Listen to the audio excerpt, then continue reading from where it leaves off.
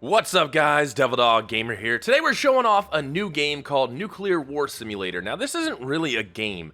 This is actually a tool that was created by universities and used by them to study the effects of nuclear war and fallout on civilian and infrastructure populations, and is really in-depth. And we're going to show you how in-depth it actually is. There's a lot you can do. You can actually play it kind of like a game, but you can do a lot of other things. So we're going to actually roll on in here to DC, and I'm going to show you. We're going to drop people. So we're going to drop someone down here in DC who is basically outside in their vehicle. We're going to drop another one out in DC. This person's going to be out in their vehicle, and this person's going to be in a two-story wood frame building. And we're quickly going to run over here. We're going to take a Russian nuclear warhead. Let's do a Satan, 750 kiloton. And we're going to drop it right there in the middle of DC. Boom.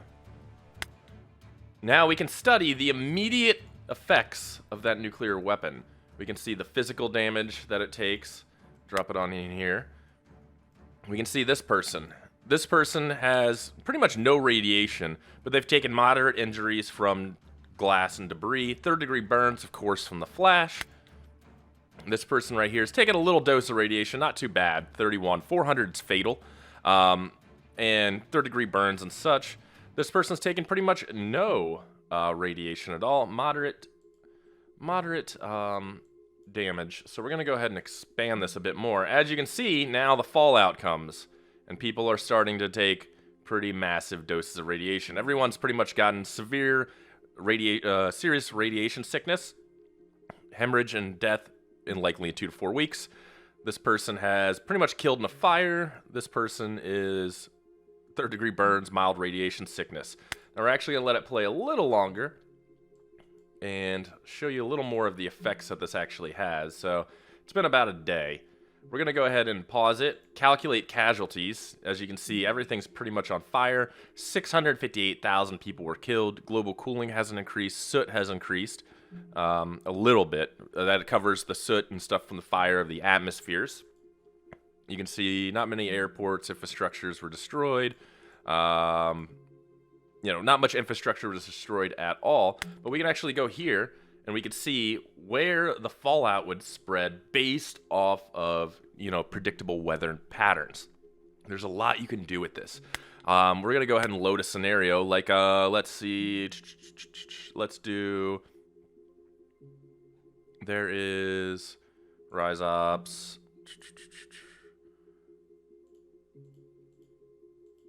No, I don't want to load that. No! Let's load in...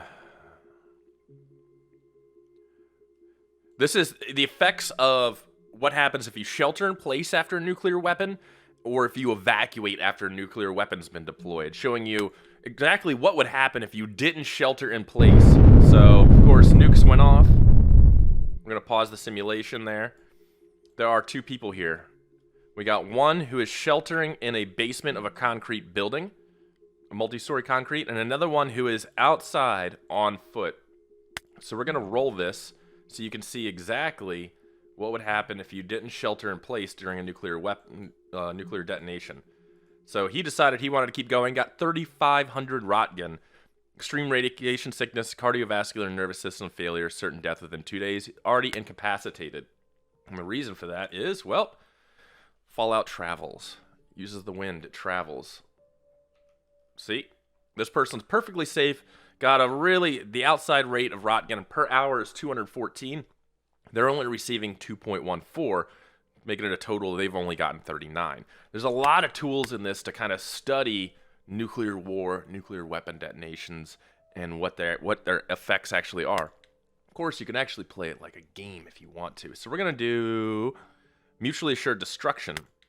This will actually play out is if both nations, Soviets and Americans, decided they just wanted to launch all of their nuclear weapons pretty much immediately. So we're going to just drop people around too. So I'm going to drop somebody near London, someone in Paris, over here in Ireland we'll drop a few people, somebody up here in New York, someone near DC. Let's go for the Midwest. These are all the missile silos here. We can actually target all of these if we want to. We'll just drop people in different major cities. These are all the aircraft. We can actually specifically target these aircraft here if we want to. We can take these B-52s that are carrying cruise missiles, normal cruise missiles. And we can go here if we want to the missile silo fields. These are the command silos for them. And these are the actual silos. We can target each of these Minutemen warheads if we want to. But they're already pre-targeted. And Russia, we're going to take control of the United States. So we're going to start it and show you guys what will happen. We're going to put it at a 22% increase in speed here. So you can kind of see where it's happening. See all the aircraft are outbound. This is Ingalls Air Base where all the nuclear aircraft are. These are their silo fields. They have silo fields here. All the the mobile ICBMs are out pretty much all around the Urals. Silo field here. Pretty large silo field here. The rest are all the road mobile ICBMs. As you can see, the opening salvo has started with pretty much everything. America has launched every freaking nuke they possibly have. And they are outbound. Russia hasn't detected them yet, but as you can see, they're closing in. Moscow does have anti-ballistic missile forces, like that they can shoot down ballistic missiles using nuclear weapons, but guess what? Doesn't work very well. Russia hasn't responded yet, but as you can see, pretty much everything's being hit. All the road mobiles are surviving because, well, they're road mobile. The nukes aren't going to target them very well. All of their ballistic missile forces are surviving somehow. Silos are pretty defensible. As you can see, America just unleashed havoc upon everything. These are thousands and thousands of MIRVs from ICBMs, SLBMs, just everywhere. Destroying everything that they possibly can. Russia finally starts their retaliatory attack, too. Not sure how they're going to pull that off. All they have is road mobile and submarine forces right now, it seems like.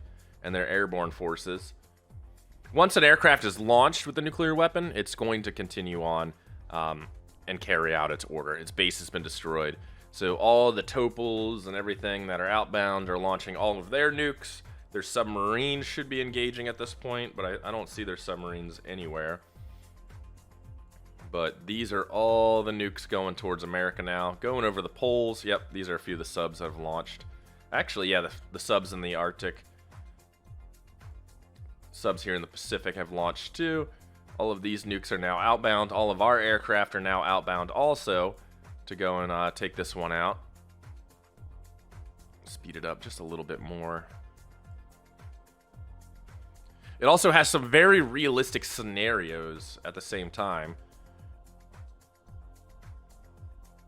Using escalate to de-escalate, tripwire forces, launch or lose scenarios where inbound ICBMs are on your missiles and you basically have to get them out of the ground before you lose them. As you can see, this is mainly a counterforce attack. Counterforce attacks are attacks on military and ICBM forces. Counter value is more industrial cities, things that wouldn't really make sense unless you're just trying to destroy the country. Surprisingly, unless you're in the blast zone and you take shelter away from the fallout, nuclear war is pretty easy to survive. It's nuclear winter that is very hard to survive. Here goes all the nuclear cruise missiles, targeting all counter value infrastructure. So cities, infrastructure, anything like that, they're all outbound. They don't have nuclear winter simulated at the moment, but they will in the future be able to do that. As you can see, people are starting to get sick from radiation over in here. You've already gotten a few that are definitely dead. We're going to let it play out so we can see the effects of nuclear winter. Slight dose of radiation. The dosage of per hour is going down. As Fallout drifts, it suddenly loses its effectiveness. 200, which is actually pretty good. Someone immediately died over here. The guy in New York absolutely got murdered. 8,000 Rotgun. Jesus. This guy's getting a little bit of slight radiation. Not much, but enough to where it'll make him sick. Everybody else is pretty good. Let's go over here and check Russia. Russia's road mobile forces have stayed pretty much good to go. Paris, a little bit of debris, first degree burns, sunburn basically. Severe radiation sickness. They will definitely die in the future. So we're going to go ahead and pause this, kick on the calculate casualties tab, and see exactly what we can do with it.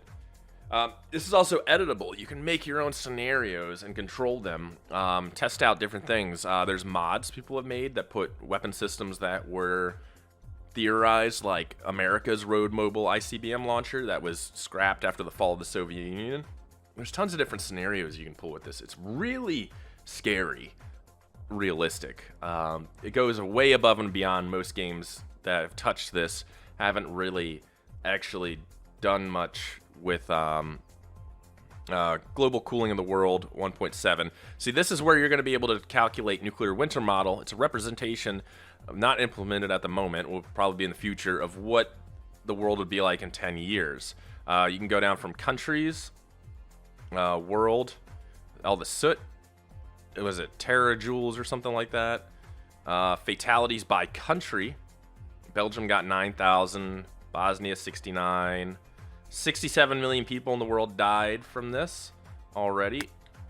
And then from here, we can actually go ahead. You can see the damage that these nuclear weapons, everything in the blue is a nuclear strike. We can actually go and see all the fallout. Most of, Russia is just decimated with fallout, but most of their population centers around here in this area anyways, so not too bad. Nuclear strikes on U.S. military targets, of course, the fallout will move based off of the normal wind changes. The United States, anything in the Midwest when it comes to like missile fields is usually pretty much dead skis. If you're in the Midwest, anywhere near the missile silos, you're probably going to get a ton of fallout because this is the massive target base. Vladivostok got hit pretty good. The air base is over here. So we're going to pop out a mod that simulates a 1985 engagement based off the target list from the 80s of the Soviets. Bomber forces, pretty much everything is to the T, and really, really good. So we're going to let this play out, show you guys like what it would look like. We're going to put a few people out near the Midwest to show you the actual scale of fallout from strikes all over the missile fields, all over the Midwest, because it is absolutely insanity. There we go. This is all their early warning radars, their subs, pretty much all of Europe too. You can see Europe's already launching nukes at each other. Subs are now launching all of their Minutemen ICBMs. It is just a crash course of ICBMs at this point. It's just wild how many ICBMs are outbound.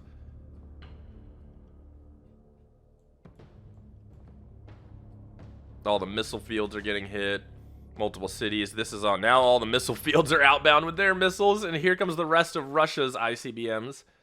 Absolutely decimating counterforce and counter value. So these are just straight up cities, infrastructure, military targets. Everything is of value right now. It's not just straight up, nuclear missiles targeting nuclear missiles. It's everything is of value.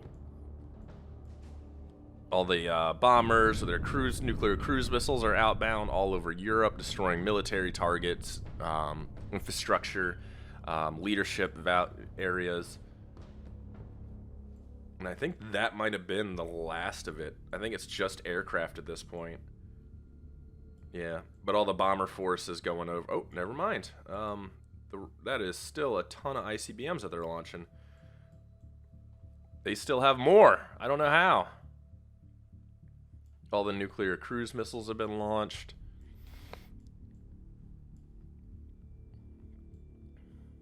I thought this was the end of it. I was wrong. They didn't do a one big volley. They're just doing it in waves.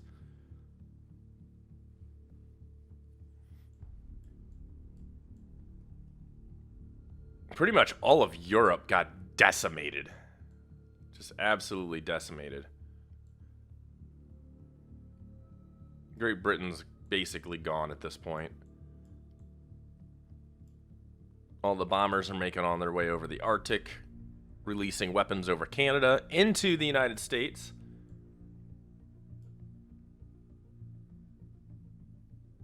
That's a counter value strike, it seems. Not a lot of military targets were hit. Yeah, this seems all counter value, not counter force. So we'll let it play a little longer, and we'll show the effects of fallout. I think most of the missile forces are kind of gone. So you can go through, place all of these units, give them targets, assign battle plans, test different theories. You can do THAADs, anti-ballistic missile systems, to try different war theories. It all ends up the same. The whole world dies. But it is interesting to see it work and be in action. This is actually going to take a little while to calculate, to be honest.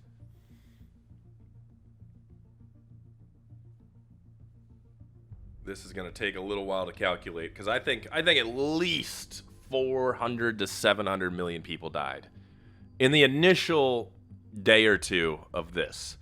I think it's 2 weeks you need to stay in shelter at least after a nuclear strike to make sure that you don't take lethal doses of radiation. I think it's 2 weeks. I think it's 2 weeks to say for sorry kind of thing. Maybe 72 hours at the minimum. But that fallout spread will absolutely kill so many people. People who are downwind from a nuke didn't even know it went off. All the radios are gone from all the EMPs. There would just be people dead everywhere from radiation sickness that wouldn't even know they had radiation sickness. So it's very interesting. It's really cool to actually go and put yourself where you live, because you can go down to pretty much almost the streets where you live, let a full nuclear war play, and see if you would live or not based off of fallout. It's a really cool tool to see what, not only to experiment to see if nuclear war is even winnable, but to see who would survive. Global cooling to 3.4 Celsius, 40 of soot. United States lost 76 million, Germany 40. Wow. Fatalities, 246 million. Wow, that's actually surprising. Canada lost 1.2.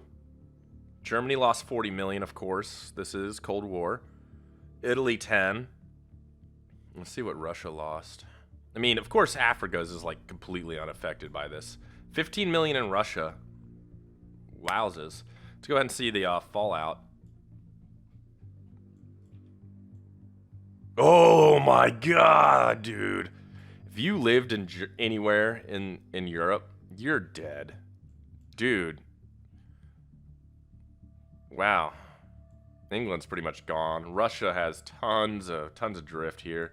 China would get some fallout too.